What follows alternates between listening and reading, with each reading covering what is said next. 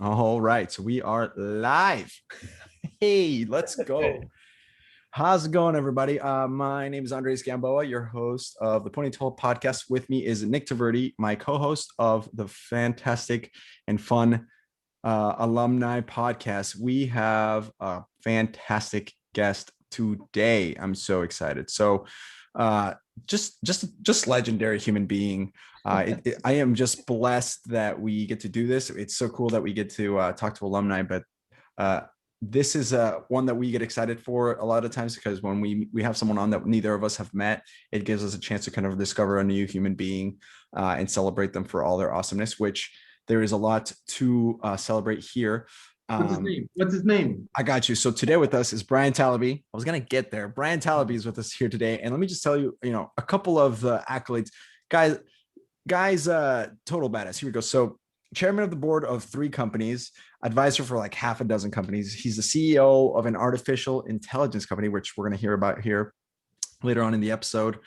Um, the kind of person that is just so successful that Congress invited him to come talk to in front of everyone in the Senate and in the House of Representatives. So typical stage of someone that you that's going around walking around. He also spoke in front of the European Commission, the World Economic Forum, the United Nations, if you've heard of that, and regularly visits Necker Island to talk to Richard Branson, hanging out with Dan Bilzerian, Oscar De La Hoya, Andrew Yang.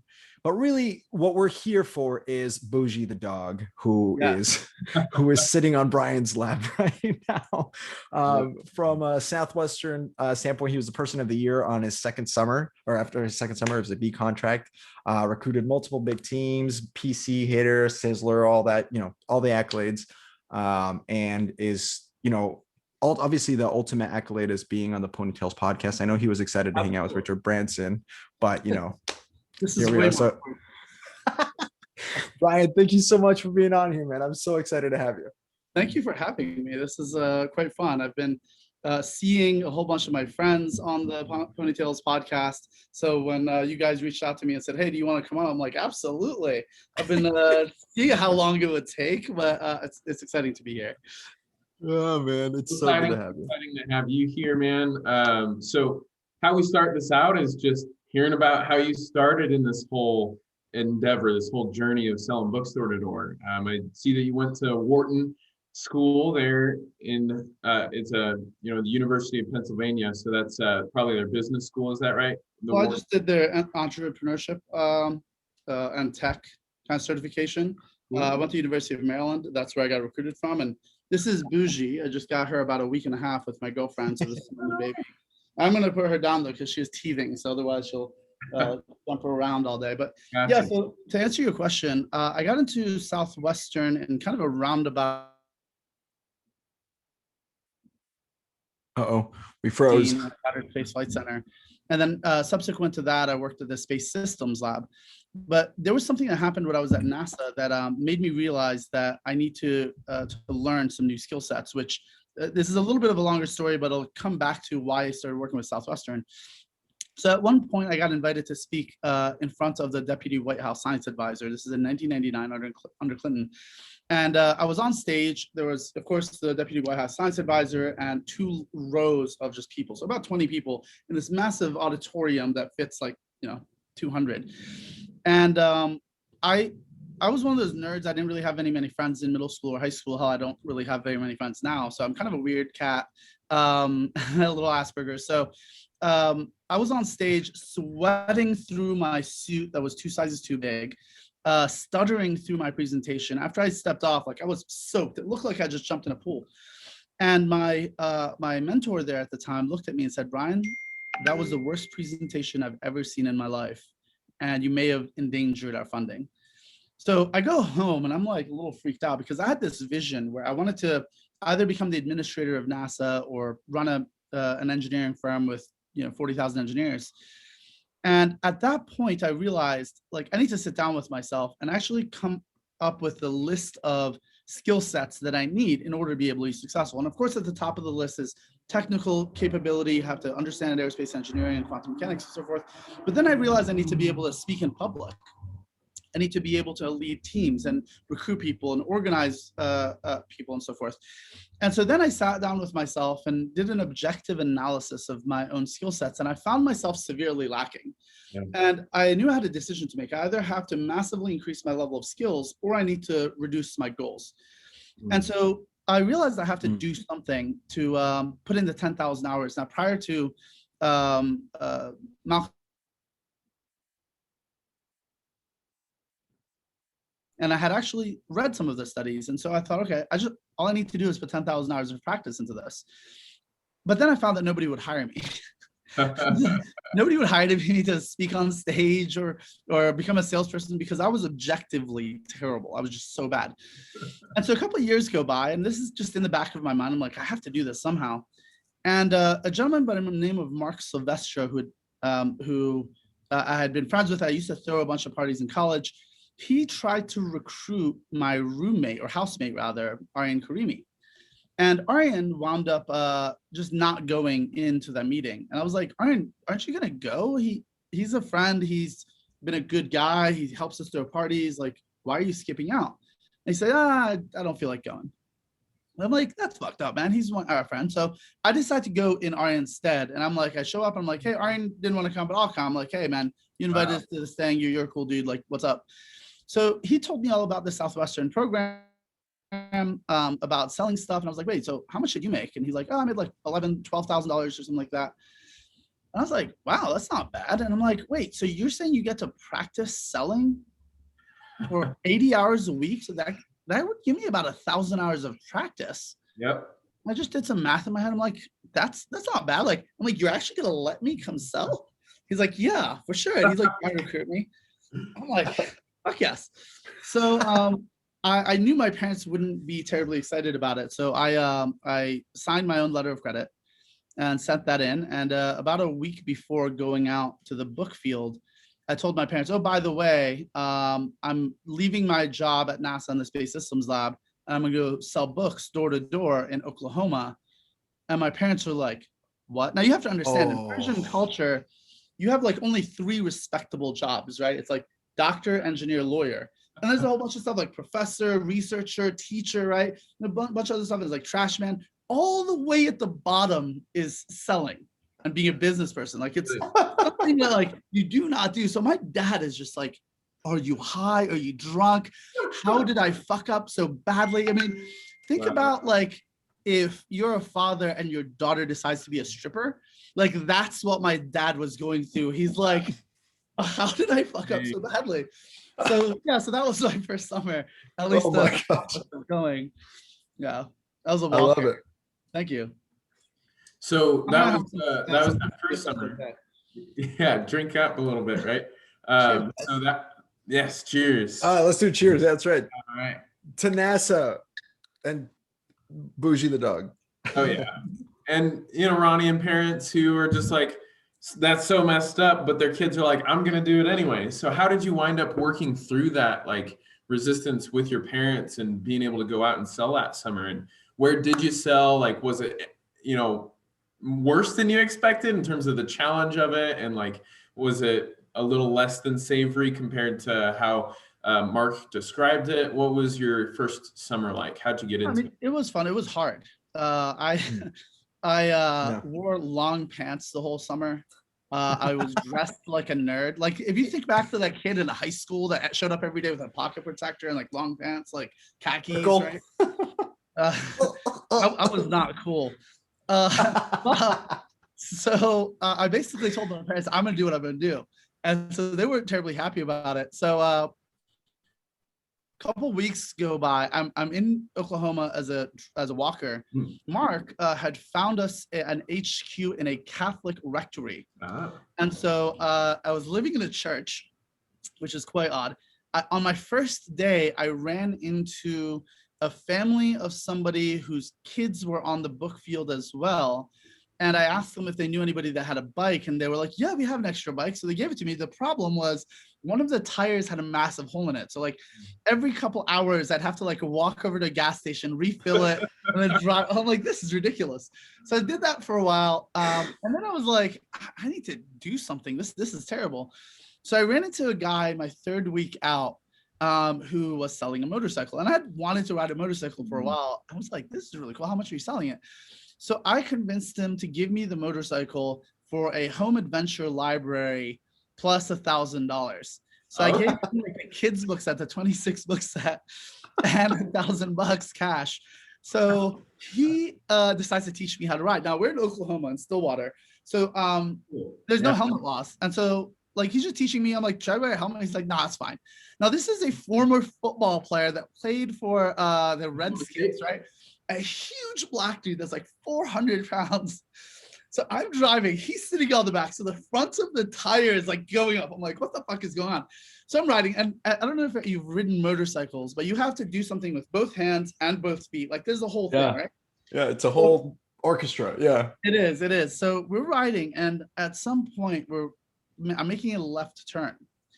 And in this particular part of Stillwater, Oklahoma, they used to have gravel roads, but they had paved over it. But on the side of the road, you still had the gravel. So I made like an extra wide turns and accidentally hit the gravel. And of course, you know what happens when you're on gravel with two, I mean, you can have 4 wheels and still slide out. So this is 2 wheels. The back slides out. I hit the ground, obviously, like I'm not wearing a helmet. And instead of hitting the brake, because I'm moving forward, I hit the gas. And so we start going, and my head is right going against the gravel. I'm like, fuck. Now, the guy behind me, he's also cut up. So we go to his house, and his wife is like patching him up, taking care of him. And I'm like waiting for them to patch me up. But they're like, yeah, go take care of yourself. I'm like, fuck. So, oh, man. Yeah. So I get on my bicycle and pedal to like the closest, hospital type situation I can find. And so they cleaned up the wound on my face and like put on a bunch of antibacterial ointment and all that stuff. And all I'm thinking is, I'm off schedule. I need to get back to work. Right. So now at this point, it's like 8 p.m. I get back to my territory. I start knocking on doors. And every time someone opens the door, they're like, oh, because there's just like goo all over my face, right? Because like all the antibacterial ointment. And so somebody lets me in and gives me like a hot dog. And they're like, are you okay? Like, I'm like, oh, no, I went to the hospital. Everything's fine. Obviously, don't sell anything. I go home and I knock on, like, I get into the rectory and I go up, and Mark sees me when he gets home. And he's just like, holy shit, Bryan, what happened? I'm like, oh, what are you talking about? He's like, your face. Yeah. What happened to your face? I'm like, oh, well, like I bought a motorcycle and I crashed it. So yeah, I went to the hospital, but I went back to sell books. So anyway, I learned how to ride a motorcycle. Every time I got off schedule, I would just get on my bike and ride for a while. I got it to the point where I started wearing a helmet, obviously, but I got to the point where like every time I would park, I would take off my helmet, take off my bag, run to the door. And yeah, it was just a really good time. My manager at the time, my sales manager at the time, Barrett Ward, got ridiculously pissed off at me because I would bring my motorcycle to the Sunday meetings. And he's like, what the fuck, dude? He's like, what are you doing? This is getting everybody off track. Everyone like wants rides on your motorcycle. Because I would take like, all the girls on rides. And he's like, what are you doing? You need to stop bringing your motorcycle. I'm like, I thought this was my own business. Like, who are you to tell me what to do? So anyway, so he quit week 8. And so suddenly we didn't have a sales manager. That's crazy. Yeah, so Chris Samuels started coming out every week and like trying to save like these 3 organizations that were all meeting together. It was just a whole clusterfuck. But yeah, I had a good time. I only sold like 1,400 units that summer, so it was like I didn't even make it to Sizzler, but I learned a metric fuck ton. I think that's a technical term. Yeah, right. It's a very technical term. So what inspired you to continue forward? Like I didn't even catch this. How many years did you spend with Southwestern? So I sold books for 7 years. Wow. Yeah, so I was with the company for a fairly long time. Yeah. And it's funny because when I graduated college, I had job offers from McKinsey and Boston Consulting Group and Goldman Sachs and Northrop Grumman and Lockheed Martin. I had all these job offers. I had like 11 job offers. And Lester Crafton convinced me. And, at this point, what's his name? The CEO had taken over. Henry Bedford. Henry Bedford, yeah, had taken over. And he had pitched this idea that Southwestern would become like a GE type situation where they would create 1,000 companies over 10 years. And they wanted to do it with all former book people. And so I sat down with Lester. I'm like, yeah, I have all these offers. Like, this is great. Because of course of my background, NASA and everything else. And of course, Southwestern, like I had learned how to interview, I had learned how to pitch what I do. I had been managed, I recruited a bunch of teams. My third summer, I went out with a 14-person team and ran my organization. And so he convinced me that I would be able to move my career forward much faster, and working with him would be better than working at Goldman Sachs and McKinsey. So I believed him and stayed on for a couple more years, stayed until my seventh year. He was a very good salesperson. And, in hindsight, I don't regret it. There were some years, and I'm still friends with Lester. He's a great guy, and, we've helped each other out since then. There were some years where I was kind of pissed off about that. But then many years later, I was hiring a bunch of former Goldman people and former McKinsey people for my various teams. And I was like, I guess I didn't need to go there. I'm hiring those guys. So it actually all worked out. But yeah, so I just decided I need to continue learning. I figured that I had more to learn. I made a lot of mistakes, both in selling and managing and leading teams. But I think a lot of those mistakes that I made prepped me because those mistakes would have been significantly more expensive mistakes. Right. But I made them once I was part of the corporate world and the real world, so to speak. And so fortunately, I got to go through a lot of maturity and growth during that time, and I made every fucking mistake in the book. Some of which I'm embarrassed about, some of which I'm like, it's part of the growth process. And so yeah, wow, man, how it turned out. Whoa, dude! Like, I don't even know where to start. First of all, NASA at 16, so wow.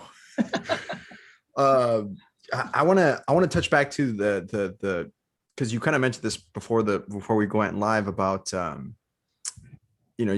where you were from originally. So we might maybe get into that a little bit. As an immigrant, I care about that as well. But just to comment on like the stuff. I mean, I feel like that's one of the things with this podcast alone that I've noticed when hanging out with so many different people and so many different backgrounds is the experience that we had is just so relatable to maybe even people outside of Southwestern, but for sure within us. Like, we all remember, those crazy stories, the tough days where you come home and, something really actually kind of hard happened to you, and you found out how tough you were because you were able to have just a good attitude about it and get through it. Right. And so I feel like that resonates to hopefully the people that are listening, but with me, at least a lot, it just makes me feel like, the lessons that I learned through Southwestern about having a good attitude and how you react to things that happen to you are so invaluable, right? So it's just incredible. So tell me about a little bit about your story, because obviously, I mean, we're hanging out with you. You're in the background. You have this, kind of okay looking house. So it's kind of small. I mean, you honestly ought to upgrade. I mean, it looks kind of shoddy, ran down a little bit, but no, man, it looks fantastic. But tell me a little bit about that story of like where you came from, where you started even before Southwestern, and like what happened, sure. you know what I mean? That sounds amazing. Sure. Absolutely. So I was born in a tiny village with no running water and no electricity out in the southeastern desert of Iran. And I was extremely fortunate because the government wanted to execute my whole family. So as a result, we escaped the country to Turkey. So I'll tell a little bit more of the story, but I don't want to take too much time on this stuff. Sure. But so my very first memory was driving through the Caucasus Mountains. I was 4. My dad was driving, my mom in the front seat, my brother next to me. So the Caucasus Mountains goes between Turkey and Iran. It's on one side of a mountain. Now, this is the mid-'80s, Andre, so no guardrails, dirt roads. And my dad is taking the car full speed, doing handbrake turns. The back of the car is flipping, like turning 180 degrees. I think we're going to fly off the side of the mountain. We get to the bottom, we're coming up the other side, and I look out the window and I see a convoy of 20 military trucks screaming down the mountain, dust plumes going up behind them. And I turn to my dad, I'm like, Dad, look, cars. I'm excited. I haven't seen cars in hours. I'm like, yeah, look, yay, cars. And he doesn't skip a beat. He says, son, we're playing a game. We're racing. If we get to Turkey first, we win. If they get to us first, they win. So I'm in the back going, wee, and he's white knuckling the steering wheel, driving at full speed. So spoiler alert, we did make it to Turkey and we won. So my dad lies, cajoles, and bribes our way across the border. So we are now illegal immigrants in Turkey.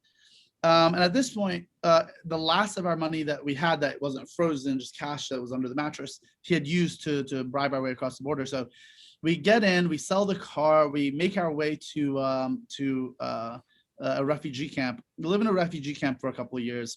Wow. Finally get our political asylum and come to the United States as political asylees, as refugees. Yeah, we get our green card immediately. 5 years later, we become citizens. But it was kind of a wild ride. But the reason that I said I was so fortunate at the beginning of the story is because suddenly I had access to the American education system. I had access to opportunity. And so I didn't have a lot of friends. I didn't understand the culture. I didn't understand the language. I was pretty Asperger's. And this is also, remember, right during the Iraq War. And so all the kids in school are like, oh, you're one of those Iraqis, Saddam is your dad, da, da, da.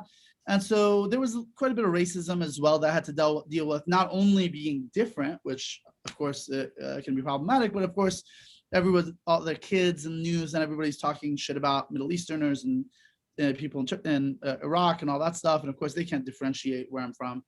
So I didn't really have any friends for a while. And so I threw myself into math and science, teach myself quantum mechanics and differential equations in middle school. Wound up writing a couple white papers that I submit to NASA on a lark just because I want them to be my friends. Because, I figure, they would make fun of me. So next thing I know, they recruit me to go work on the Constellation X project. I got to Space Flight Center. So I worked there for a while I'm in college, while I'm in high school, and I continue working there. But yeah, so that's kind of the background. Typical.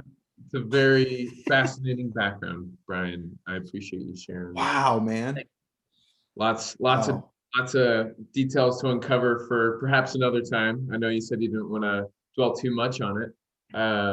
And really, I'm just grateful that you're here. I know that Andres, to plug his book for a second, wrote his story as political refugees from Colombia. Wow. I didn't know that. Was under fire for escaping their country, making their way to the middle of nowhere, Grand Island, Nebraska, where he eventually grew up and met all these book people, and that's how he and I are connected. We have very similar stories, except mine was from Colombia. My family was going to get murdered, gun to my dad's head, the whole thing. We can get into that maybe. You and I, like some other time, maybe we'll have you back on and we can talk a little bit about that. Visit sometime and we'll have that conversation over some scotch. Yeah, I'll take you up on that for sure. Just out of curiosity, growing up, having dealt with all that stuff and going to Nebraska, did you have to deal with any racism or people treating you differently and things like that? I mean, yeah. The short answer, yeah. I mean, love Nebraska, great place. Honestly, fantastic place to raise a family. A lot of people helped us out to make it. You kind of get lucky and just find a way. But yeah, I would be lying to say that if I said that, everything was smooth sailing. I mean, especially in Nebraska, super conservative, and people don't quite understand what it's like to come here. They're still asking the questions of why don't they just come here legally? And you're like, I mean, to even begin to answer that question, I don't even, like, how do I start? So yeah, definitely like pretty much everything you said. Sounds like Andres's connection broke off for a second there, but yeah, he's got a great story. So check out his book, The Cost of Citizenship, to hear all the details from both his parents and his two brothers, one of which grew up there in Colombia with him for a few years, and then his youngest was born in America.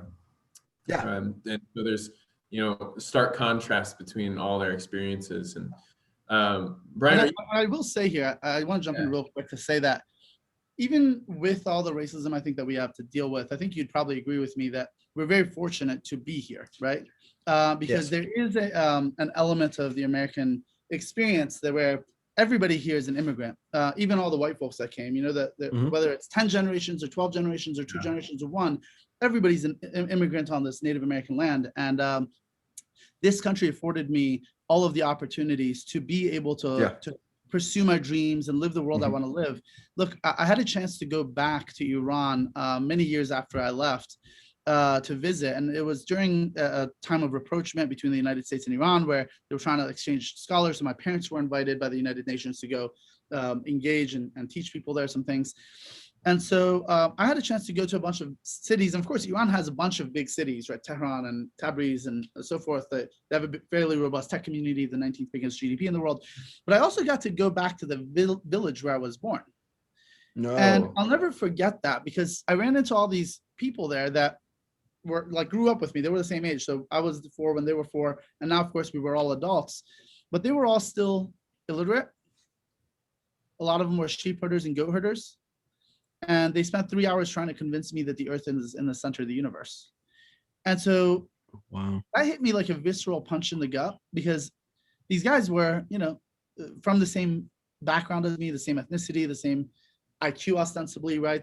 They're all second, third, fourth cousins. And of course, I have a lot of cousins that became doctors and engineers and so forth. But the folks from that particular village, a lot of them were still there. And it reminded me that I could have still been there. I could have been a goat herder, right? Instead of doing all the things that I've done. And so the United States did afford me a lot of opportunities. Now, there is a balance too of all the things that I had to deal with, overt racism, being attacked, being jumped, people telling me everybody in the Middle East is evil, different things, lost opportunities, being treated differently and so forth. And at the same time, I think we all have a responsibility as American citizens and people that are part of this this soup of people to really go after the vision of that city on the hill, this vision of all men are created equal, that's in our Declaration of Independence and our Constitution, to continually improve the country, because every country has negative aspects. And I think we need to call those things out and improve them and continue moving the country forward, rather than just saying, hey, we're the best and everything can stay exactly the same, or let's go back to a time in the past where maybe people didn't have to have things in their face that, like, oh my God, like maybe we shouldn't be douchebags to people that happen to look different or happen to have different levels of melanin in their skin and so forth. So anyway, I don't want to, get on a high horse here, but I've definitely had people try to convince me that racism doesn't exist and all the experiences I had didn't actually happen. And it's just a little jarring when I come across people like that. And I'm sure you probably experienced that in Oklahoma and subsequent summers while on the book field.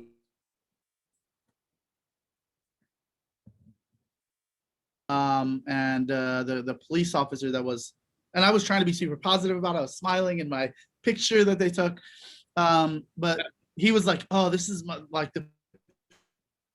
I hate the most, I have to touch people like you. I'm saying, like, you don't have to touch me. Like, this is really easy. I can do it. It doesn't take a lot of intelligence to do my fingerprints. Like, I'll do this.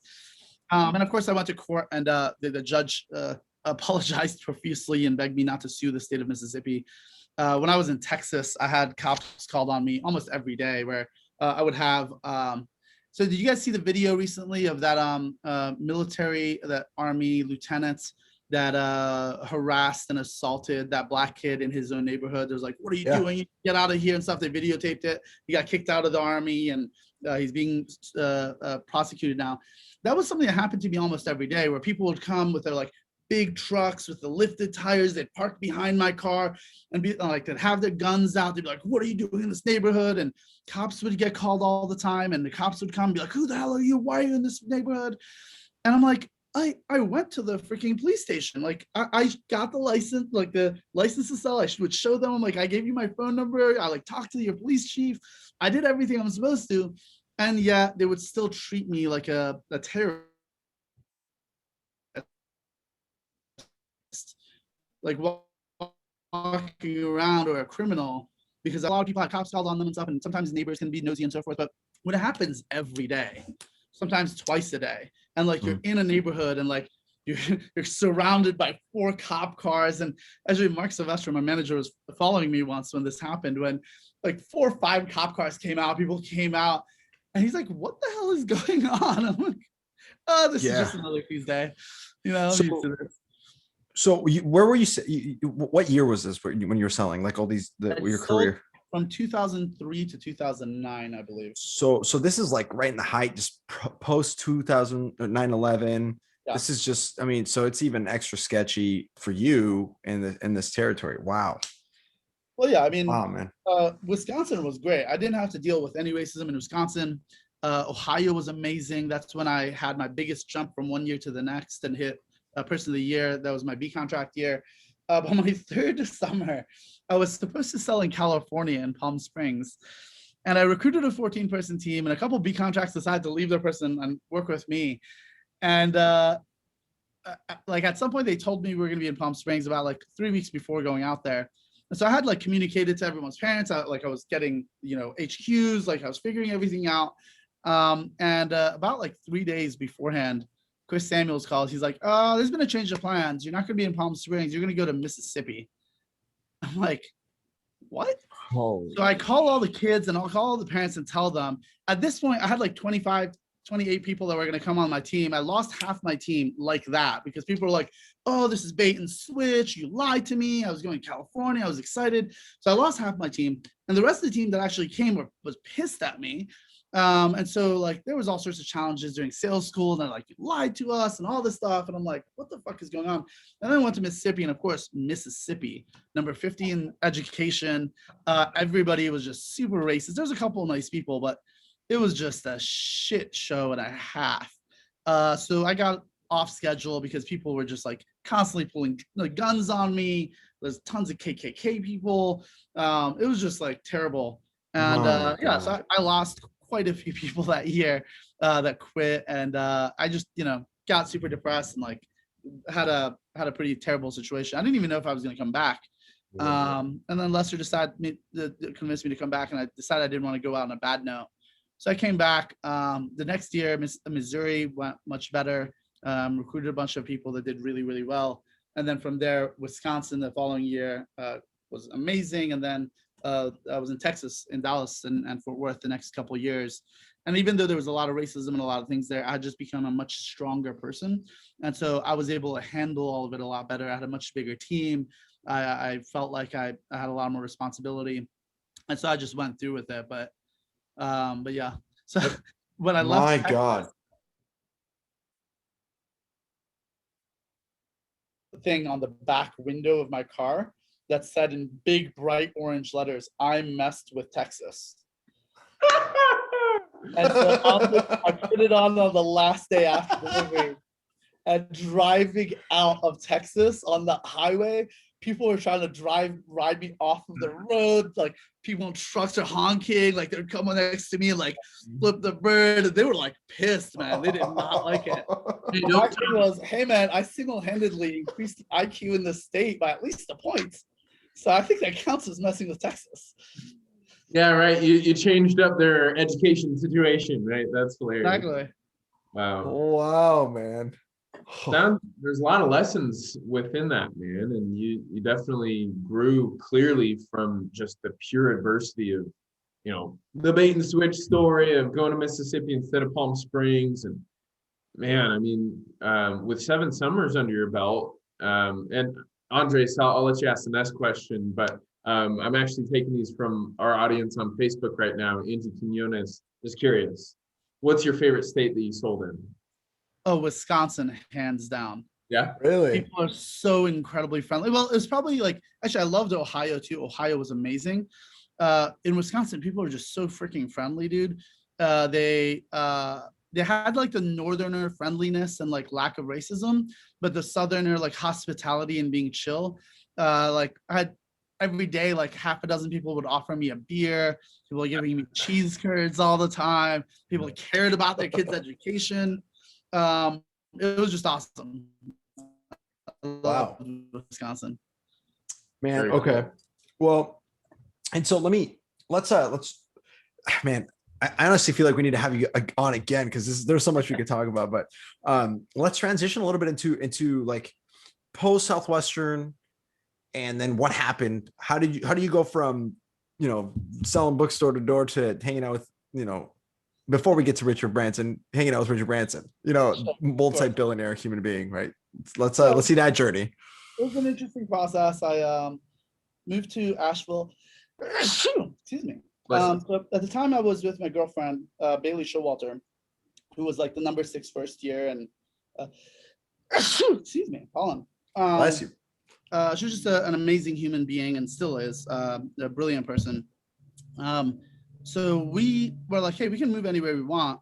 So after she finished college, we decided to go to Asheville, North Carolina, because we figured it was just a really fun place. Beautiful. Lived there for a while.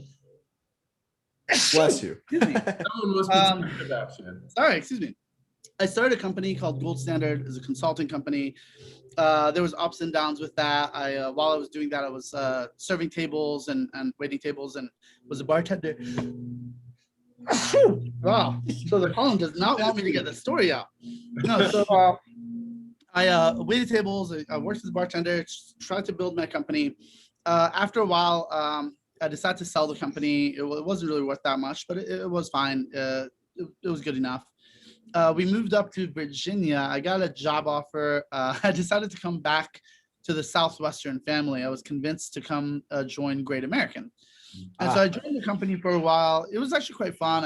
I did really well. It was my first year. I closed a lot of business, surprised a lot of people.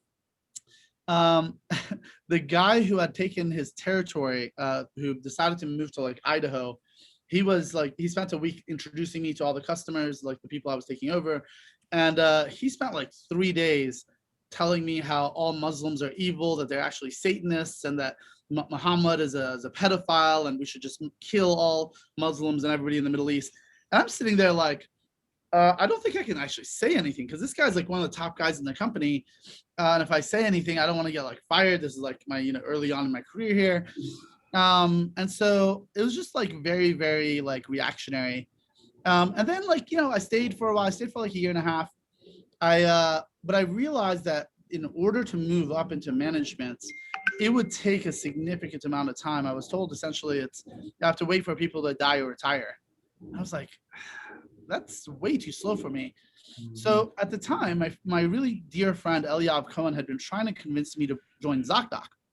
And I know.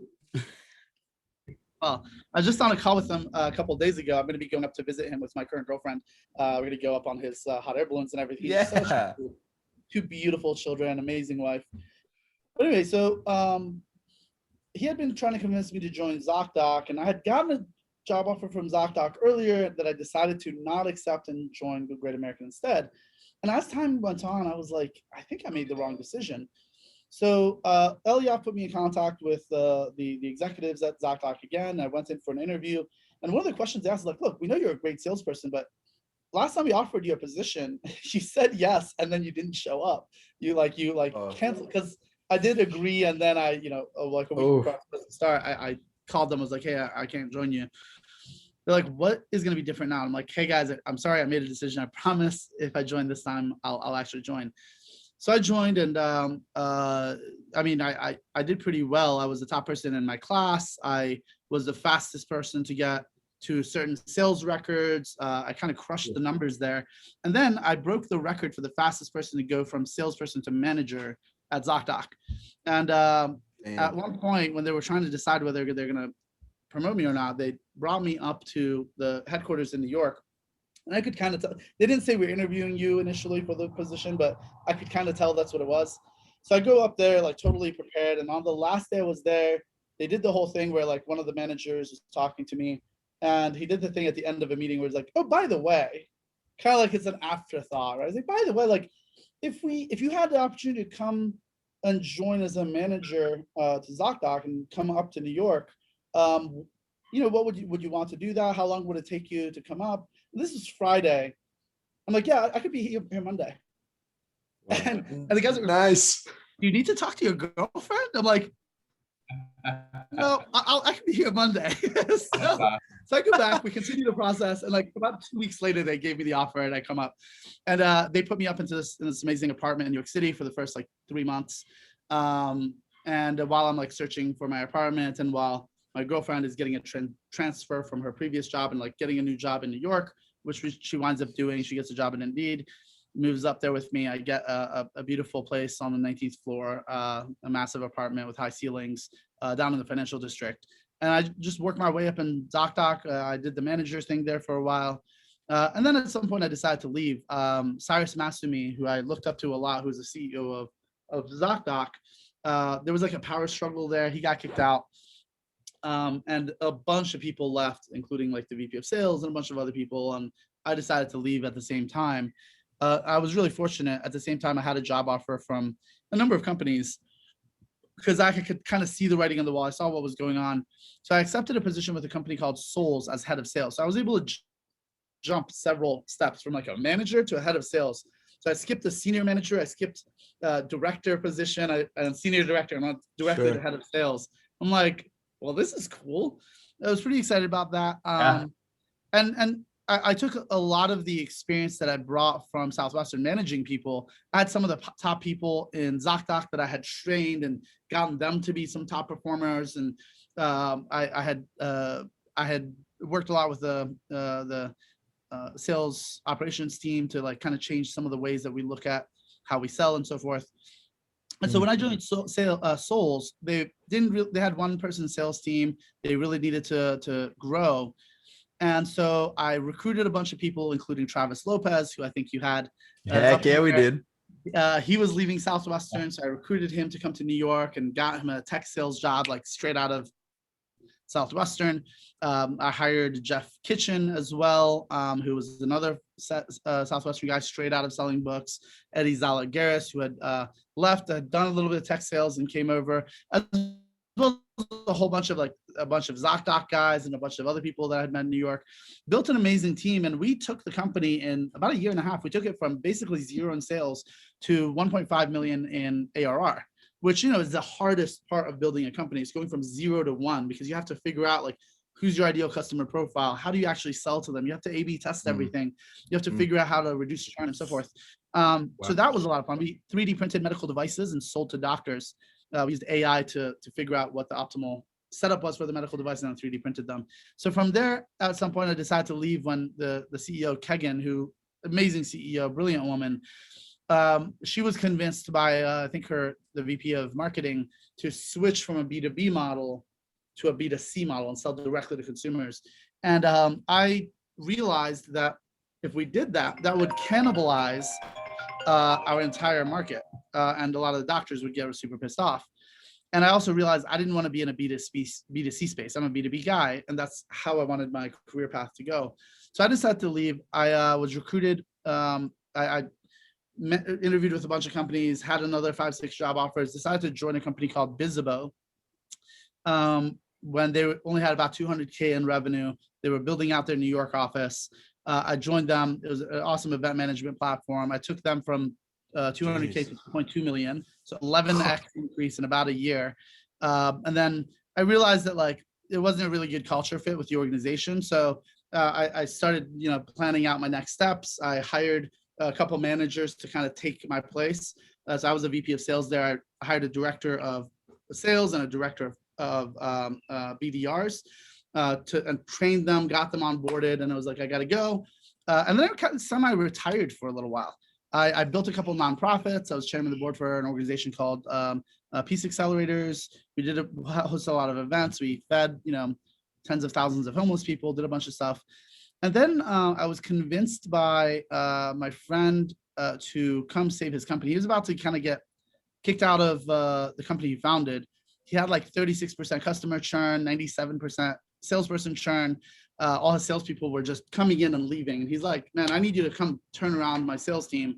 So I came in, fired a couple more people, brought in a bunch of my own people, rebuilt the entire sales process, called all the customers that were really pissed off, rebuilt all the relationships, brought in some really big enterprise clients, and then kind of turned the company around a little bit. But we didn't really see things eye to eye on how we should manage the organization and so forth. So we parted ways. And that's when I decided to found Her AI. So this is a very long answer to a short question. I hope this is No, not this bad. is phenomenal. Thank you. I kind of worked my way up, learned a lot of stuff, and decided to start Her because I realized I had just spent the last 5 years of my life building a lot of wealth for a lot of other people, building other people's visions. And look, I got a bunch of shares from all these companies. You know, Bizzabo is now a unicorn. ZocDoc obviously turned into a unicorn. Souls had an exit. So a lot of my shares did pretty well.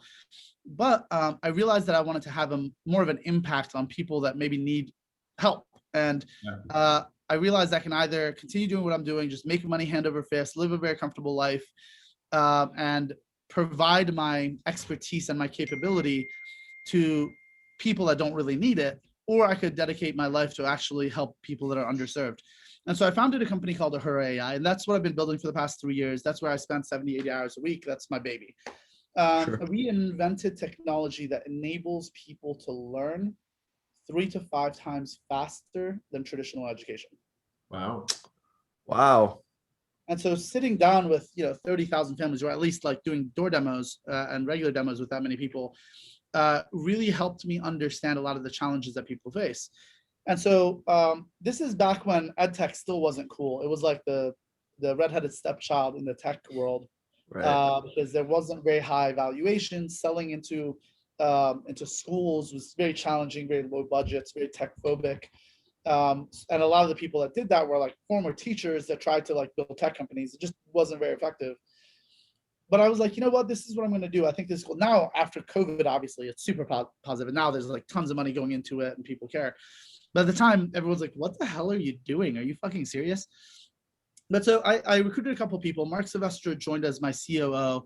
He was there for the first 6 months of the company. And he had been doing other stuff. He didn't have any tech experience, but he did have a lot of other experience doing other stuff. And he's a really sharp guy. We were very tight for like 20 years. And he had been my student manager, of course. I brought in Jeremy Valletta, who is an MBA, Goldman Sachs, McKinsey, like consultant, all the stuff that you're supposed to have, the pedigree. And my friend Misha Gervitz, I brought in as a designer. And so we founded the company. Initially, we thought we were going to sell to universities. And so I wound up sitting down with over a year or 2 years with over 50 presidents of universities. And everybody was basically like, hey, the tech is cool, but we don't want to compete with our teachers. Like, we don't want to change things. This has worked for so many years. We increased the price for university like every year. Like, why do we need you? And so at the end of the first year, and I brought in Dan Bursack, by the way, so he's still with us as a head of technology. He had been the head of AI at Souls. And we had become really friends because I was head of sales there. We had a long friendship. So he was the first person I tapped, brought him in as the head of technology, 4 degrees from MIT and Yale, had been a CTO of a bunch of companies, had exits, super sharp guy. He's actually still with us. But anyway, so after about a year, so sometime after Mark left, I was like, we got to pivot. This is just not working. So we pivoted to selling to businesses B2B because I recognized that there's a very substantial ROI for training, onboarding people, providing ongoing education. And then as I learned more about the space, I became very aware of the 4th Industrial Revolution. I wound up spending a lot of time with Andrew Yang, who later on ran for president. And we used to have these debates about universal basic income versus universal earned income. And I can get into that later if you want. But, and I ran a bunch of events for him. I obviously donated a lot, raised a ton of money, threw a bunch of events for him. The biggest one had like, I want to say 300-400 people in San Francisco. Nice. And now I think he might be mayor of New York, which is pretty awesome. But I realized that the 4th Industrial Revolution is going to have a massive impact on labor markets. Because whereas the first uninformed, what that might like in simple terms, what the 4th Industrial Revolution is. Yeah. The labor market, where all of the people that currently do jobs that require repetitive manual labor are going to be replaced by automation and artificial intelligence. So if you can think of all the drivers, taxi drivers, Uber drivers, and like truck drivers, in 34 states, I believe, truck drivers are the most common job in 34 states. All of them are going to be replaced by self-driving cars, right? Boston Dynamics just rolled out a robot that can stock shelves and be a warehouse worker. So 1 million people in the United States that work for Amazon and Walmart and other organizations that need warehouse work, except these robots, they don't unionize, they don't have to go to the bathroom, they work 24 hours a day, they don't get sick, they don't sexually harass their other employees, there's no lawsuits, they don't quit, right? All of the retail employees, fast food workers, office workers, these are all going away. 39 to 73 million jobs in the United States are poof, disappearing in 9 years. Globally, that number is 1 to 2 billion jobs. So that's a massive part of the market. Whereas in the first 3 industrial revolutions, we had 1 to 2 generations to retrain the population. So if you were a farmer, you didn't have to stop being a farmer. It was your kids or your grandkids that would have to learn how to work in factories. Right? Or the factory workers. It wasn't the factory workers that were being replaced. It was their kids or their grandkids that had to learn how to be programmers and work in offices and all that stuff, right? This time we have 5 to 10 years, which means you have this massive population who never went to college, barely made it through high school, haven't done any upskilling in several decades, who suddenly have to be retrained for tech jobs that are highly technical, require a lot of training and so forth. And so I was like, man, what's going to happen if all these people suddenly can't pay for rent, can't pay for feeding their kids, can't do all this stuff? We have to have a new way of training these people. And unfortunately, what was supposed to solve this problem, which is MOOCs, massive online open courses, didn't really solve the problem because less than 10% of the people that do a MOOC actually complete the course. That's over a 90% churn rate, which is problematic. And so what I recognize is we can actually use artificial intelligence to solve this problem, because we already use AI in so many different industries, whether it's media consumption, right? Netflix, Amazon, Disney Plus, YouTube. There's so much content out there, but all these algorithms are able to surface things to you that you're probably going to like.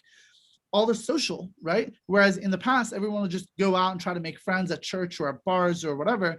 Now you get to get things surfaced to you on Facebook and Instagram and TikTok and so forth that connects you to people that you're probably going to get along with, or the people that you're already friends with. It surfaces their content, so you see their content a lot more, so you'll probably post on it and talk to them more and deepen the relationship. Shopping with Amazon and everything else, like, surfaces to you what you're probably going to like. Famously, there was a study that found that Amazon knows before you or your significant other do before you're pregnant. Yeah, just based on search history and that kind of stuff. Yeah, and based on your habits. Yeah, and so I'm like, all these different industries are being disrupted by artificial intelligence, and education hasn't changed for 150 years. This is insane. So we decided to use AI to solve this problem. So we sell our technology to corporates. We have $6.8 million of LOIs already, 300K that we've converted into legally binding SOWs and commitments, and over 200 companies that have signed on to be on our wait list, that have paid $100 to be on our wait list. But for every license that we sell to corporates in the United States, we give away a free license to members of underserved communities globally, especially with the gender and diversity lens. So we partner, we partner with nonprofits and countries. So for example, I partnered with the Africa 10 initiative, which was founded by the late former Secretary General of the United Nations, Kofi Annan, and his son, Kojo Annan. So after obviously Kofi died, we partnered with Kojo and the Africa 10 initiative to roll out 30,000 licenses to underprivileged people in Ghana. Holy moly, bro. Partnered with the United Nations to roll out 50,000 licenses in Kenya and Tanzania. We partnered with the South African government, their parliament, to roll out 20,000 licenses in South Africa. We've partnered with refugee camps in Syria, Turkey, and Norway to roll out licenses to people that were like me, that were in refugee camps. And so the whole idea behind this is that, look, intelligence and capability is evenly distributed, opportunity and education are not. And so in my view, if we can provide this level of education to people all over the world, how many Elon Musks, how many Marie Curies, how many Isaac Newtons, how many Jeff Bezoses, how many Andres Barreras and Nick Tvrdys are born every year in sub-Saharan Africa or in refugee camps or these villages that don't have access to education to be able to then impact their communities and the world around them? And so that's kind of the focus of what we're doing. for what? Boom. Okay, so first of all, wow, dude, the your heart is your heart is huge. Your heart is huge for these people. And as an immigrant myself, I'm touched by what you're doing, man. That's fantastic. My own mom just commented, two big hearts. Thanks, Mom. Wow. Jeez. I'm blown away. Incredible. So it's pretty clear that you're up to some pretty significant stuff, Bryan. And that's very inspiring. It's very cool to know that there's a call that we can listen to do more and not hold ourselves back, because when we hold ourselves back, we hold other people back through opportunity that we could offer to them. That's incredible, man. And I'll be a little selfish here, because everything that you're saying about your path is just incredible. As someone who's in the renewable energy sphere, I work in solar. You've been in the tech industry for a long time, and obviously that's like a huge vehicle to bring the future and make sure that opportunity is very clear and present to people who've never had it. I just want your opinion on what like energy sources and moving away from fossil fuels and extraction resources means to you, and what you see it being based on your plugged in vantage point to see how some of these big players in the world view the same industry. Yeah, absolutely. Look, man, thank you for being in solar. Thank you for doing the good work. It's absolutely critical. Look, as Elon says, and I don't think I can say it any better than him, we are right now doing this crazy experiment to see what will happen if we take tons and tons of carbon from the earth and put it in our atmosphere. And we've known as a society for like 50 years that this is going to have massive ecological damage, massive problems with climate change. The major oil companies knew this in the 80s, and they had published reports internally that they squashed and made sure nobody knew. Scientists have known this for a long, long time. And unfortunately, a small group of people have spent a crazy amount of money to try to trick a whole bunch of people. And unfortunately, the people they've tricked are gullible, typically conservative people. And I hate to, I hope that this doesn't like hurt a lot of people's feelings, but it's just true. They've convinced this subset of the population that it's like all these scientists are evil and they're lying to us and all this shit. And it's just crazy because there are better opportunities, and they've been fighting tooth and nail to prevent the use of renewable resources because a handful of people are amassing massive amounts of wealth. And we've already seen the amount of damage, the changes in our the Gulf Stream that are having massive implications on the world, on our it's just, I could just talk about this for hours, and I don't want to take a lot of time on this. So thank you for doing the work. It's absolutely critical. It's one of the 17 Sustainable Development Goals by the United Nations. It's one of the most important things to do. So this past week, I had an event here where I invited a number of my friends, people that I had 3 billionaires here, a bunch of high net worth individuals, a bunch of CEOs of impact driven companies, a bunch of celebrities, and some global experts that have graced some of the world's biggest stages, working together to just learn to meet each other, to learn the work that everyone else is doing, and to figure out how can we work together to solve these problems. And so one of the folks that came was one of my investors who also invested in a company who's run by a friend of mine that takes carbon out of the air and then makes diamonds out of it. What? And sells those diamonds, which is fucking amazing. What? Yeah. It's a great company. Shit. Very cool. Yeah, one of the other guys that was here, Josh Whitman, who's one of the original blockchain guys who introduced Vitalik Buterin, who created Ethereum, to Peter Thiel, who was his friend, and he was an advisor to the Thiel Foundation.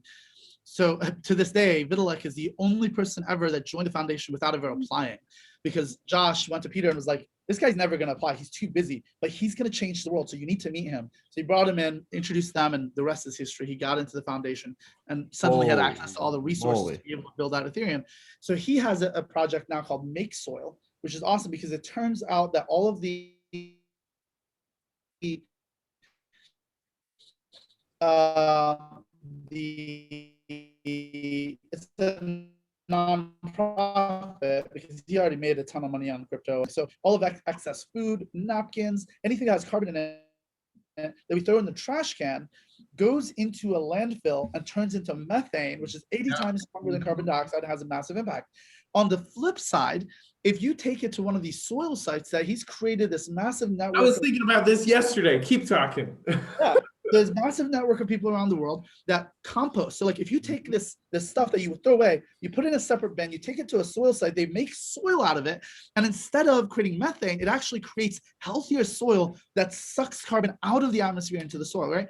So it's brilliant. One of my other friends, Aaron Berger, who's the son of a billionaire, he put a whole bunch of his own money into a nonprofit to clean oceans. So I actually just invited him to take him to Necker to introduce him to Richard, and they're doing a project together now. But he created a nonprofit to provide these very large prizes for companies and people that create technologies to pull trash and plastic out of the oceans and make the oceans healthier. Wow. Again, the oceans are a massive carbon sink. They have a massive impact on our climate and our ecology and ecosystems and so forth. So I'm a huge believer in this kind of stuff.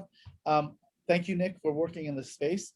And at some point, if you want to chat separately, I have a lot of friends who are in that space. One of the other guys that was here, Sean Bloom, is Jay Bloom's son, who's a big billionaire here in Vegas.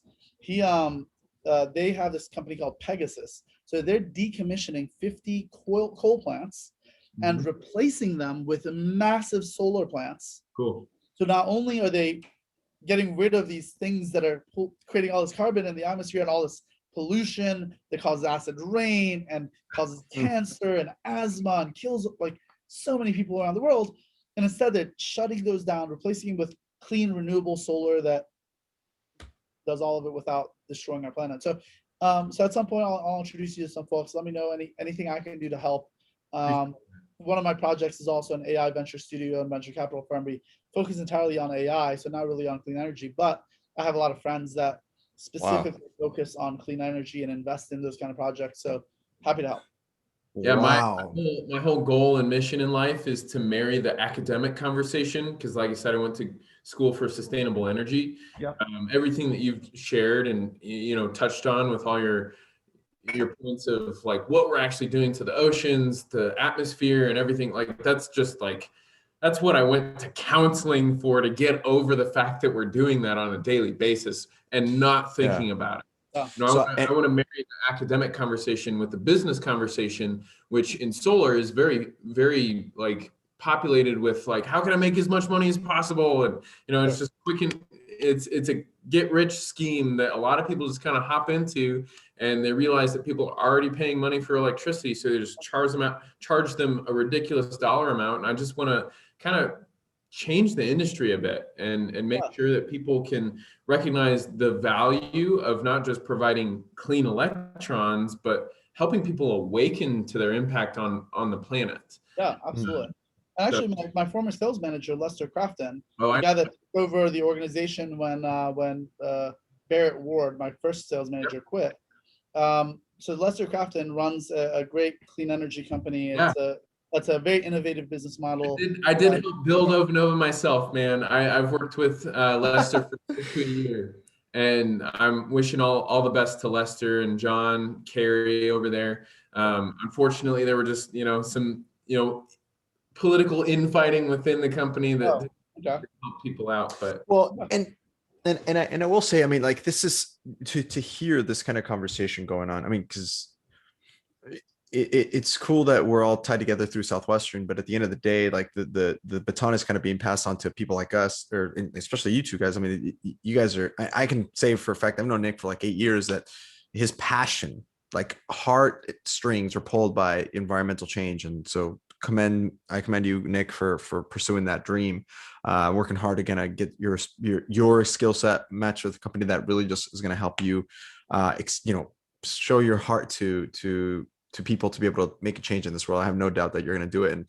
Bryan, on your end, I mean, dude, like the philanthropic side of who you are, it kind of speaks for itself as the because people have this idea that like people who are just trying to create this success and go after a successful business have this money mentality, and clearly that's not the case, right? Clear, at least not with you.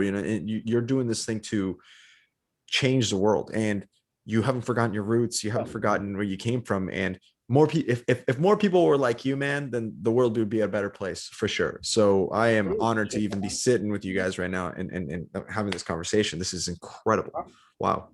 I'm honored to be sitting with you guys. Thank you so much for having me. But listen, it's here's the thing that I found out the hard way, because look, in Southwestern, and they tried to teach us this, right? Of like, if you're not thinking about money, or at least I remember my sales manager Samuels as well, and all these guys talk about this. Like, it's hard to be nervous when you're to have a buying out thing to learn, and simultaneously, everything was about units, right? Like your popularity in Southwestern was based on how many units you sold, not your personality or how smart you are.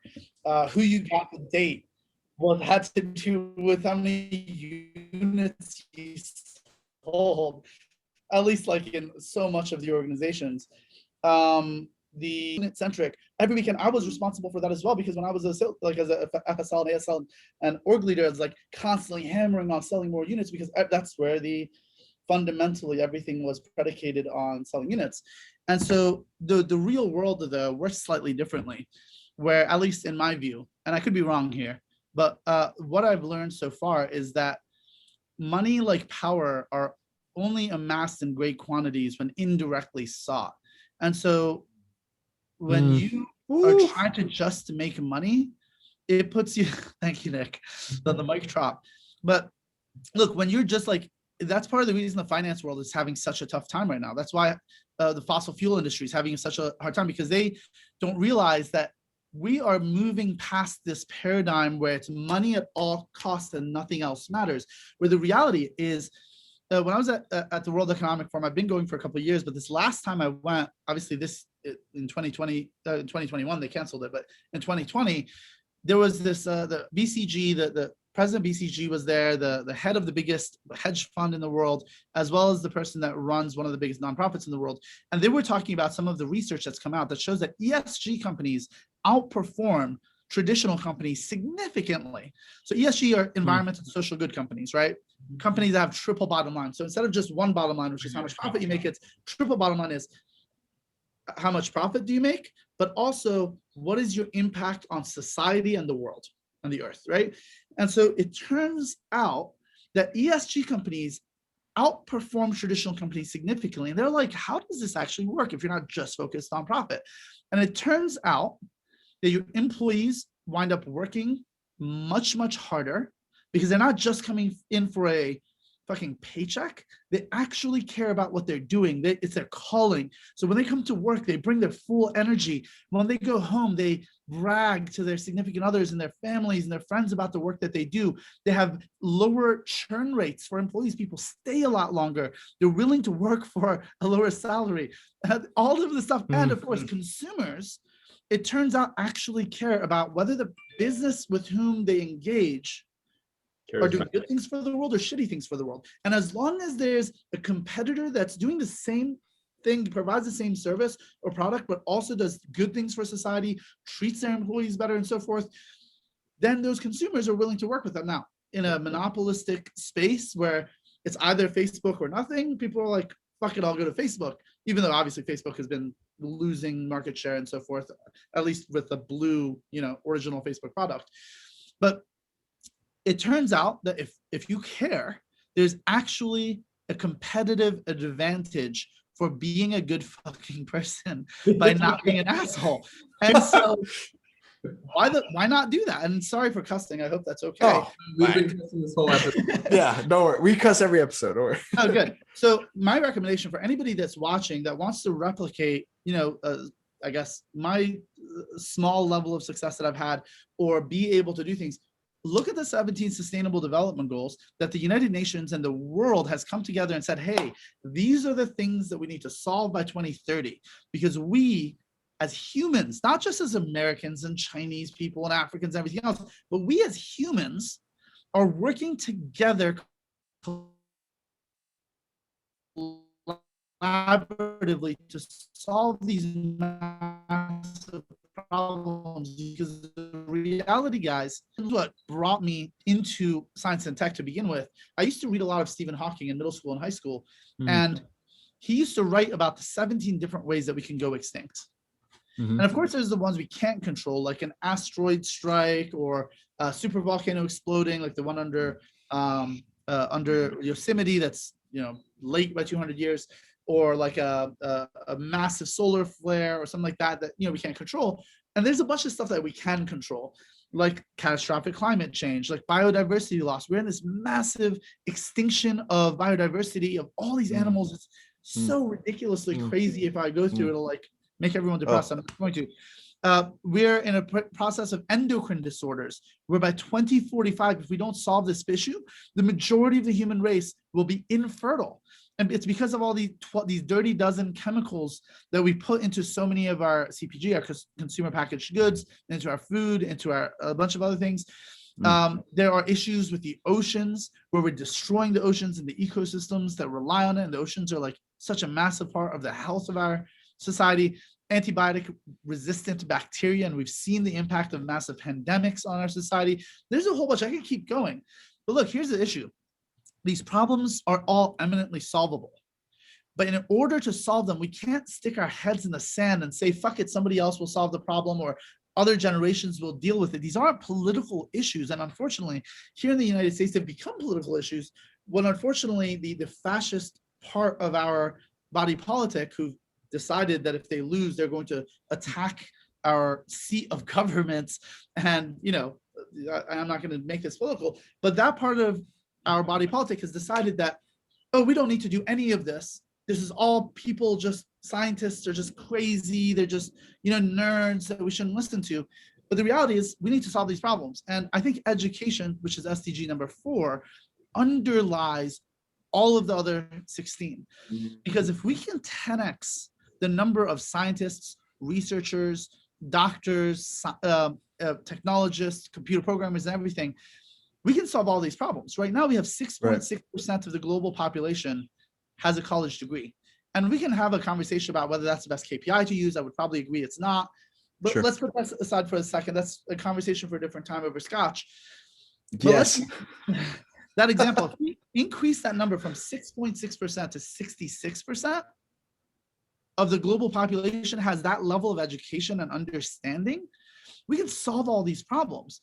But the issue is, right now we live in a society where a certain subset of the population has decided that my opinion is just as important as your fact. That if I spend an hour on YouTube watching videos from like conspiracy theorists and QAnon folks, I've done my research, so I know that all these scientists and doctors that say vaccines don't actually cause autism and they're actually good for you. No, that's bullshit. Or wearing masks is bullshit, or all this crazy stuff that people say. And so I'm going to get off my high horse in a second, and I've been talking a lot, but I think it's pretty critical, and we need to solve this problem. And one of the things Andrew Yang used to say a lot, and I tremendously respect him, and I hope he becomes the governor of New York. But he used to tell me that, look, if you, because I got a little disappointed and cynical for a couple of years. He's like, hey, bro, if you think people are getting dumber, it's true. Because it turns out scientifically that if someone doesn't know where their money for rent is going to come from the next month, if they don't know how they're going to pay for food for their children, their effective IQ drops by 13 points. Wow. That's almost an entire standard deviation. Right. Which means if people are desperate, they get dumber and they are much more able to be manipulated. It's much easier for the Fox Newses of the world and the QAnons and the Breitbarts and all these propaganda outlets to convince people that, hey, the reason that you don't have resources or aren't living a good life is because of these immigrants. It's because of these scientists and these ivory tower people and these liberals and these others that they can say are these enemy. But you you white male American are the good guy. And these people are taking away from you. And so because they're like, oh, how am I going to pay for rent? But this guy is a strong man that's going to take care of me and take care of my people. And so this is part of the reason I give away my tech to people. I want people to be smarter. And part of the reason that we have an ethics review board and with some of the top people in the world, including Joe Toscano from The Social Dilemma. If you saw it, I highly recommend it. Brittany Kaiser from The Hack, from Cambridge Analytica, the big whistleblower. Dekai, who's one of the top AI experts in the world, who created Google Translate and NLP, natural language processing, for Google, and a couple other people. So we give full agency to the users of their own data, because we believe that we shouldn't be exploiting people for their data like Facebook is, that it belongs to them. Now, what we do is we give people an opportunity to sell their data if they want to. It's an opt-in mechanism. So it starts out with them selling nothing. They have to actually go in and say, here's what I want to sell, these types of data and categories, and to these categories of buyers. And we don't only just sell it for advertising, even though we do that for people that want to. We also sell it to other AI companies, to medical researchers, to actuaries, to insurance companies, to others. And so we're able to generate about $200 a month per user. Now, we give 15% to our partners at Rainfall, which enable us to do this. We give 15% to our company to pay for all the server space and everything else. We give 70% back to the user, which is $140 a month. And this is universal earned income that you're talking about. Exactly. This is the argument I'm having with Andrew. But look, what that means. Look, $40 to me and you isn't much. It's like a couple bottles of like whiskey or one bottle of nice scotch or whatever, right? But to someone else. But for a guy in Ghana that's living on $5 a month. That's more than a year's salary. Yeah. It's life. It's 2 years' salary. Yeah. That pays for food, incredible, that pays for shelter, that pays for security. For a person in a refugee camp making $1 a month. But even for someone here who's on unemployment, or someone who is working out for minimum wage in Sheboygan, Wisconsin, or Detroit, you take a family of 4, right? Mom, dad, and 2 adult children all living together. That's almost $600 a month. That pays for rent. Yeah. Right. Yeah. And so suddenly you give people an opportunity that it doesn't come from the government. It comes from. Then you're gonna raise the IQ because they're like their foot's off this gas pedal of like, I need to be desperate and doing all these things. And oh my gosh, you're able to lift. You know, this is what Andrew talks so much about in his political campaign of like, when you give people money basically to just take care of the basics, they like put their heads up and focus on other things to solve the world's problems and make sure that they are taking care of, you know, issues of like, how do we sustainably produce our electricity? How do we actually compost our, like, recycle these things and do so effectively? Like that, you're doing some pretty incredible work. You're changing the world, man. Like, you're changing the world. Thank you. I am honored that you're here. Wow. Jeez. Well, so I do have to go in a couple minutes here. I wanna plug a couple companies if I can. So I'm chairman of the board for a company called Neural Tunes. Cool. And I'm a co-founder and chairman of the board, but it's the CEO is a guy named Matt Gibson. He's a 20-year Air Force veteran. He ran one of the biggest nuclear Air Force bases in the country.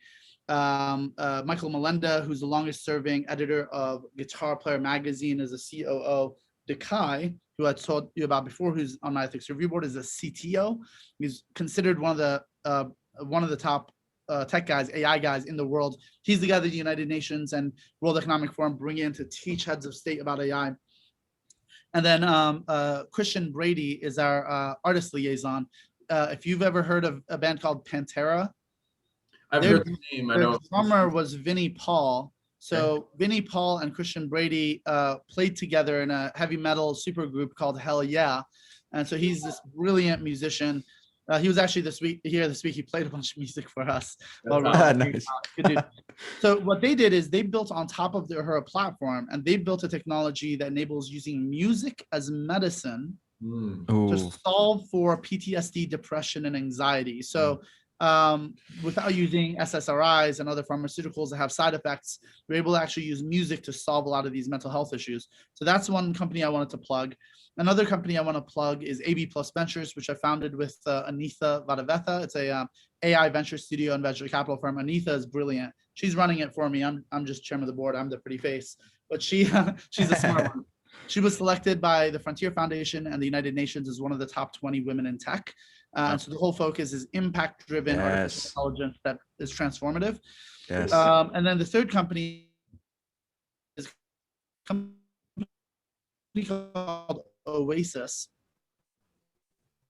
which is an invite-only CEOs of impact companies, celebrities that want to use influence for good in the world, and global experts that have graced the world's biggest stages coming together in mansions to have experiences where they learn from each other in a highly non-sales environment where nobody's allowed to pitch each other anything or ask for money or ask for customers or anything or deal flow, in a Chatham House rules environment where everything that's talked about is highly confidential, where people get together, develop lifelong friendships, work together, learn, become friends, and then eventually work together to solve some of the world's biggest problems. So that's Oasis Community. So Wow. it's an offshoot of something I built a while ago called Sandbox Impact Community. But that's people coming together. And then I also want to ping one of my half a dozen companies I advise, which is called I'm Safe Now, which uses AI to provide services for battered women and people that are abused to be able to get access to not only security and safety, but also counseling and supportive environments so they can get back on their feet and contribute to the world and live their lives. So I just wanted to, give a couple plugs for people that want to support those organizations. Well, Thank you. I was gonna say, yeah, thank you so much. Well, I know you got to head out here, so we'll wrap this up. But so first of all, we're gonna have you back on because obviously there's so much more to talk about. We didn't even get to Richard Branson. Have you with Lester or something like that. Yeah. Richard is amazing, by the way. I'll spend a minute talking about Richard. He's hilarious and he's a prankster. He loves to prank people that he's friends with. And he just has such a vivacious spirit. He's just super friendly to everyone. So I was introduced to him by one of my investors a couple of years ago, and then they liked me enough that they invited me to come back. This year I'm going to be going back another twice more, and he's very generously offered to let me use his entire island for one of my events with Oasis. So I'm going to be inviting a bunch of my friends to go and hang out with them. He's going to be there the whole time. I'll tell one quick story about Richard. So we were playing a lot of like chess, 4-player chess, 2-player chess, tennis, snorkeling together, all that stuff. But he said he wants to do like a boat race around his island. So of course, I'm like, of course. So I'm on his boat with them and we're racing a couple other boats. And, at first we were like behind. I'm like, what are you doing, Richard? And like, he's like, I know the winds in this island. So he's behind and then we get ahead because we get the wind and we're like doing well. And then like, we slow down a little bit because we have a couple really big guys. So David Sangren, who's Tennis Sangren's brother, Tennis Sangren's like a top 40 tennis player in the world, is like 6'4" big dude.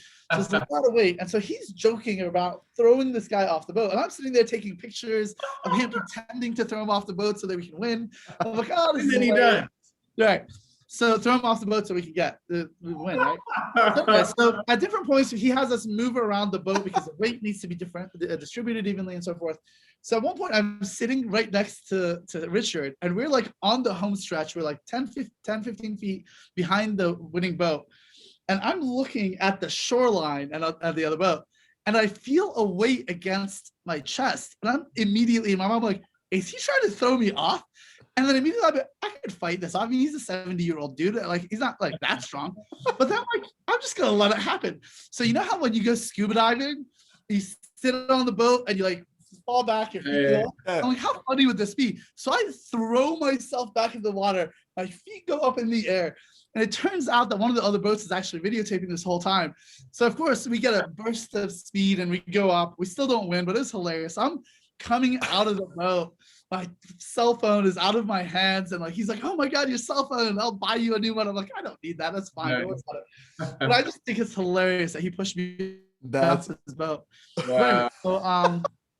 So did he win? We did not win, but it was fun. Now I have a story about Richard Branson throwing me off his boat, which is not a bad story. But yeah, so I'll be back there in a couple of months. Man. So I'm getting a couple sugar gliders because PG the puppy needs siblings.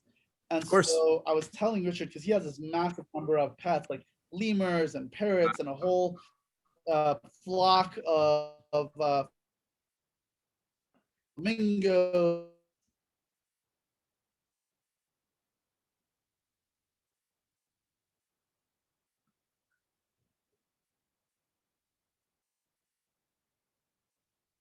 and ponies and all this. Like, we're talking about other stuff. And 5 minutes later, he's like, well, do you have any suggestions about animals that I should bring?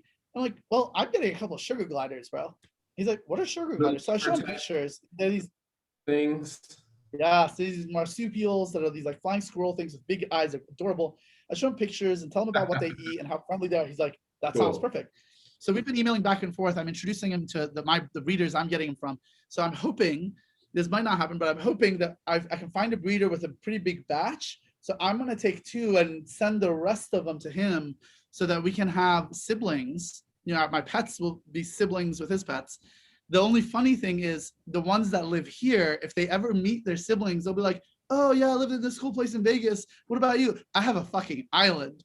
So I can't have them meet because they'll be like, what the hell? I get the shitty end of the stick here. What's going on? Wow. Do you want me to tell a pony tale before I head out, given that that's the Please name? do. Please. Yeah, please do. I'll tell you a story about my first summer.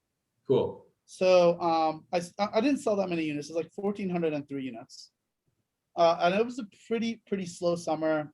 I was really shitty at sales. I was learning, you know, and I got off schedule. I got a motorcycle. I went on a bunch of dates. But so the last week, I was a terrible book man. I was so off schedule, like all 7 years. It was terrible. Oh. But so kids, if you're an off schedule first year, you can still do really well in life. Anybody listening, don't feel like your entire self-worth is based on how on schedule you are. I know that fucked me up pretty badly. So at the end of my first summer, I was convinced, like I was like, hey, I need to win the I Want to Win award. I'm like, I got to do this. Like this, I had a shitty summer. I want to finish strong. And so Monday I go out and I come home 0 units. I'm like, it's not a very good start, but I'm like, at least I don't have to hit like a very big number to have my best week. But like, you know, I'm gonna go for it. Not tomorrow, like, yes. I go out and I was like super on schedule like this whole week, my last week. And I go out 0. I'm like, oh, all right, well, that's 2 goose eggs in a row. This kind of sucks. Yeah. But okay, I'm gonna keep going. 3rd day, I go out 0. And at this point, I'm like, should I even finish out the week? Like, I should just start deliveries now, or like, should I go watch me? No, you know what? I gotta finish strong at least. Like, I want to go home feeling really good about myself. Chris Samuels had done a great job during like the previous week. He's like, you have to finish strong. I'm like, and I was like, I'll do it for Mark and Chris. All right. So I went out day 4. I'm putting a lot of pressure on myself. Every pitch is like, you have to buy. I'm like, oh, this is not going the way I want it to. So Friday comes around. You can probably guess what happens. 0. Yep. I'm like, this is just bad. Wow. So Saturday morning comes. I'm like, it's Saturday. I should just take a self-care day. I should just go hang out. I'm about to start deliveries. I should just chill. I'm like, you know what? Fuck it. It's one more day. I'm going to work. First goal period, 0. Second goal period, 0. Third goal period, 0. Fourth goal period, 0. I'm like, it's getting dark. I should just go have a drink. 5th goal period, I have a customer. Hey. I'm like, all right. It's like this is back when each of the books was 5 units. So a full set of student handbooks was 25 units. I'm like, well, this is the best day I've had all week. Like, I could just go home now. At least I had some units. Like, you know what? I'll go to a couple more houses. The 6th goal period starts. I go, I knock on another door of someone I've been trying to catch up with. They buy. This time it's 31 units because it's the 5 books plus the 6 unit health and wellness. Yeah. I'm like, okay, I can go home now. I'm like, oh, I'll go to a couple more houses. I go to another house and they buy 5 student handbooks, the wellness library, and the learning companion. That's an extra 18 units. I'm like, okay, this is like adding up. I'm like, this is not bad. Like, I'm almost at 100 units. Like, this is, I think, one of my best days of the summer. Like, this is not bad. And at this point, it's around like 9:30ish. I'm riding around on my motorcycle. It's dark. I'm like driving by houses that I've been missing all summer long, looking at lights are off or whatever. I'm like knocking on doors, people aren't answering the door. I'm like, I could go home. I had a burger day. Like, I'm pretty happy. Like, there's this one house that I've been trying to get to. So I roll up, and this is the worst nightmare for any book guy. You guys can probably recognize. You're rolling up, their van is in front of the house. All the kids are running back and forth from the house, taking suitcases that just returned from vacation. Yeah. Someone had recommended them to me like 2 weeks before. I'd been trying to catch them for 2 weeks. They're never home. And because they were on vacation. And I roll up and I'm like, I should just roll off. I'm like, oh, fuck it. Because it's so awkward, right? They're like sitting in front, they're watching me drive up. I pull up my motorcycle, take off my helmet. My bag is over this way. So I pull it up. I'm like, hey guys. And at this point, everybody has stopped, right? The dad has stopped. He's like at the front door. The mom is at the car. She stopped. The kids were running back and forth. The bags have stopped. They're all looking at me. Like, hi. And before I could do my introduction, the lady looks at me. She's like, are you Bryan? That's a good sign. Like, yeah. She's like, are you the book guy? Yes. Yeah. She's like, my friend has been texting me, telling me all about you, but we've been on vacation. I was hoping I'd be able to catch you.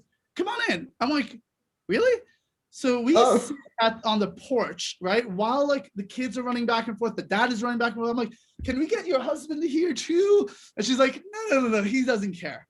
He's busy and he's bringing stuff in. The kids are running around. Like there's like 7 kids, right? Fucking pandemonium. Probably the worst demo I've ever done because I'm trying to do a husband, does your husband okay with you making decisions? She's like, oh yeah, it's fine. I'm like, I don't believe you. Really big house. Like I'm trying to have the kids look at it and they look and then they run off.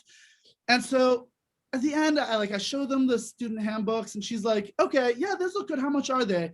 I do the world's worst price build up and I just tell them the price and she's like, oh, I'll take them.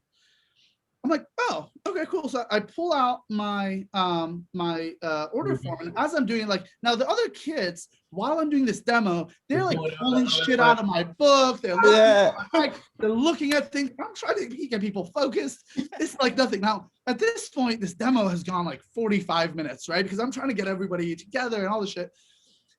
And we had a long this conversation beforehand. She was an engineer and all that stuff. So I'm an engineer. I did my aerospace engineering. Yeah. Like built a rapport. And so she's like, well, you didn't show me those. What about those? I'm like, oh, those are the learning components. Man. And one thing after the other. She keeps on asking for everything. Wow. And it's the whole bag. She's like, do you have anything else? I'm like, well, I have this cookbook. I don't know what it is, but I think it's $20. And then I sell her the Bible encyclopedia because they're a family of atheists, but like she's really interested in religion and like she wants her kids to understand why religion is ridiculous. So there's an encyclopedia for it. Oh my God. And I think I just pissed off all your religious wars. I'm actually very spiritual and everything. I believe everything is, we're all connected and there's a higher.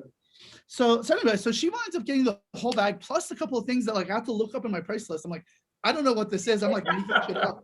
So she buys like, I want to say like 130, 140, 150 units. I don't even remember. I do remember though, at this point, I was like at like well over a steak day. Yeah. By far the best day I've ever had. It was the best week I've ever had in that one day. And that basically that 1.5 goal periods.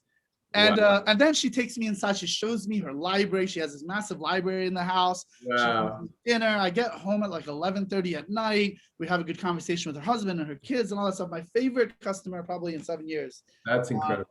But that was a pony. Oh my gosh. That is the definition of a pony, man. Wow. Pony.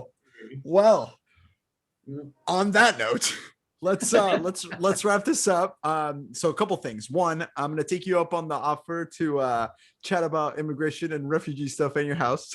Right. I'll visit me in Vegas. Part of that one, if that's cool. I will for sure join you. I'm man of my word. I will join you because it'd be my honor. 2, we gotta have you back on here for at least a couple episodes because there's so many more stories I feel like we need to talk about and just cool opinions I want to hear from you. You have a very awesome brain, man. So I'm happy to have you on here. And 3, just I wish you obviously your work ethic doesn't need luck because it kind of creates its own. But man, like I honestly think that you're going to change the world, and so I'm looking forward to kind of keeping up and being a big fan of yours as you progress through life and just Honor to have you on here. Nick, real quick, if we could do a quick rundown on what's coming up next, and then we can close it up. So Bryan, you got the speed, you got the like pound for pound, just incredible content. We're gonna slow things down a little bit on Saturday with Patrick Tullius. I hung out with him in El Paso about a month or two ago, and he's a man of just like taking it easy and sharing great stories. He'll be this Saturday morning, our first Saturday episode. Just tell him I said hi. I like Patrick. I haven't seen him in probably a decade, but he's a good dude. Great soul. Then after that, we've got Eric Woodward. He was a former sales manager here in the Arizona area. Then Maddie Greger from Florida. And then Dylan Buck and Tessa LaPlante, some top producing book people. And then Will Metcher and Andy Laws, who were supposed to be a few weeks ago. Will had a kidney stone. I don't think he'll mind me sharing that, but he had to get surgery. And so they had to reschedule to, about a month away. So we got some really cool episodes. I really have to use the bathroom. So. Get out of here. I'll close it up. Don't forget, we also have Dave Rosen on August 12th. It's going to be an awesome episode too. We're looking forward to that. And then Bryan, thank you so much. I'm Andres Gamboa, your host. Nick Tvrdy was with me. He's going to the bathroom now, and I'm looking forward to catching you. I'll message you about some other stuff. I'm curious to hear about some thoughts of yours. So, man, thank you so much. Have a good evening, everybody. It was a privilege to be here. Take it easy, guys.